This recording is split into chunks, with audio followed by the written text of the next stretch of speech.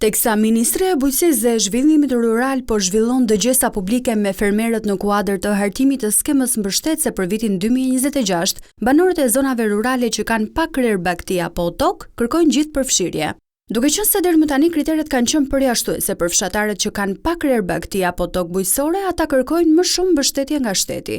Sipas tyre, në këtë mënyrë mbështetja bëhet më e drejtë dhe i jepet mundësia gjithë secilit të shtojë fermën e tij, pasi aktualisht e kanë të pamundur të investojnë direkt për të plotësuar kriteret e një fermeri të madh.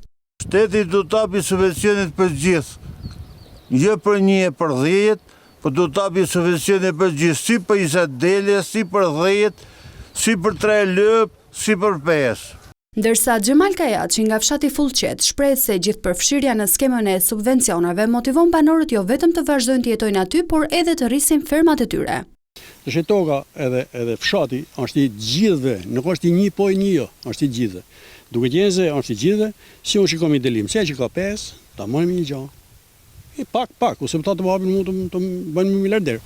Po më i gjata më nu, që nuk turëm ta punoj bitne pemëse, të punoj tokën, të punoj transferën.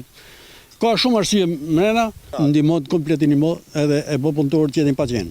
Kaplan Darda tregon se dikur kishte të kultivuar 3 dylnym tokë me pjeshk, por asnjëherë nuk mori mbështetje nga shteti. Kam pas 3 dylim vresht.